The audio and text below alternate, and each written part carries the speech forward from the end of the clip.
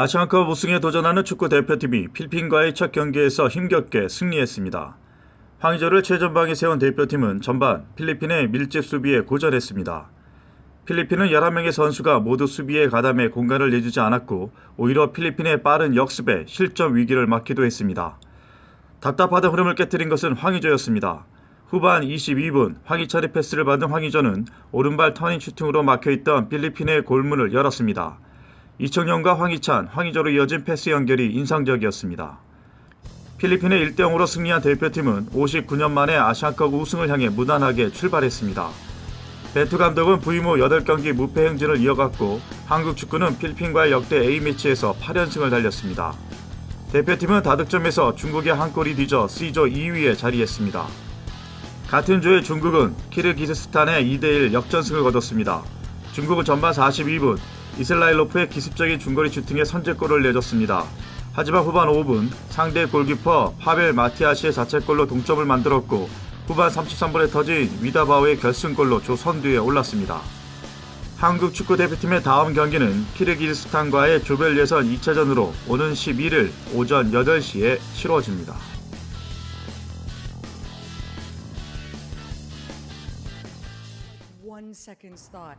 한국계 캐나다 배우 샌드라 오가 어제 캘리포니아주 베버리힐스에서 열린 제76회 골든글로브 시상식에서 아시아인 최초로 사회를 본 것은 물론 TV 드라마 부분에서 아시아인 최초로 여우주연상을 받는 쾌거를 만들어냈습니다.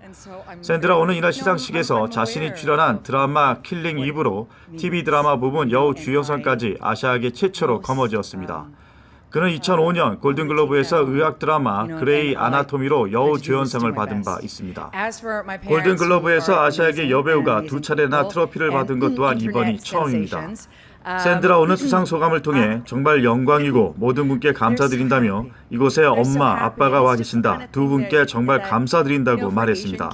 특히 한국어로 엄마, 아빠 사랑해요라고 인사하며 눈물을 글썽였습니다. 세계 최대 소비자 가전 박람회인 2019 CES가 내일부터 나흘 동안 라스베이거스에서 개막합니다. 전 세계 155개국 4,500여 개 기업이 참가해 최신 기술을 뽐내게 됩니다. 올해의 화두는 인공지능과 5세대 이동통신 기술이 될 전망입니다. 한국에서는 삼성전자와 LG전자가 참여해 CES의 꽃으로 불리는 TV, 디스플레이 부분에서 글로벌 경쟁사들과 자존심을 건 기술력 경쟁을 펼칠 것으로 예상됩니다. 또 현대 기아차를 비롯해 GM, 토요타, 벤츠, 포드, BMW 등 글로벌 자동차 업체들도 전기차, 수소차 기반의 자율주행 기술 등을 선보일 예정입니다. 오는 27일부터 우표값이 큰 폭으로 인상됩니다. 연방우정부에 따르면 오는 27일부터 1등급 우표인 포레버 우표 가격이 현행 50센트에서 5센트 오른 55센트로 인상됩니다. 이 수치는 현행 가격의 10%나 급등한 가격으로 연방우정국 사상 센트 기준 최고 인상액입니다. 연방우정국은 지난 1991년 25센트에서 29센트로 우표 가격을 4센트, 16% 인상한 바 있습니다. 이번 우표 가격 상승은 지난 2018년 40억 달러에 달하는 운영적자 손실을 해결하기 위한 불가피한 결정으로 보여집니다.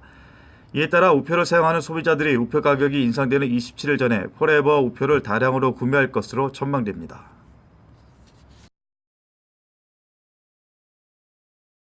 도널드 트럼프 대통령이 오는 29일 의회에서 새 국정연설을 할 예정입니다.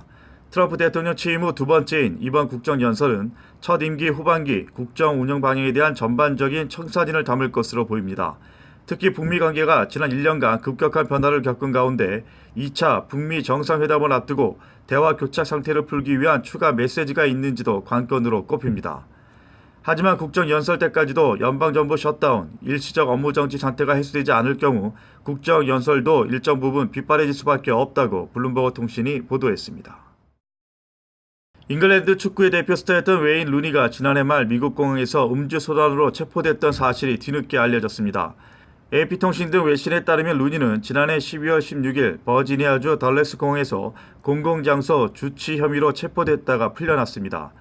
루니는 공항 출입구에 경보를 울리게 하고 욕설을 한 것으로 전해졌으며 경범죄 벌금 25달러와 소송 비용 91달러를 냈습니다. 김정은 북한 국무위원장이 7일 중국을 방문했다고 중국 중앙 CCTV가 보도했습니다. 올해 들어 이뤄진 김 위원장의 첫 방중이자 사상 네 번째 방중으로 특히 두 번째 북미 정상회담을 앞두고 이뤄진 행보라는 점에서 더욱 관심이 쏠리고 있습니다. 이 방송은 김정은 위원장이 시진핑 중국 국가주석의 요청으로 7일부터 10일까지 중국을 방문한다고 전했습니다.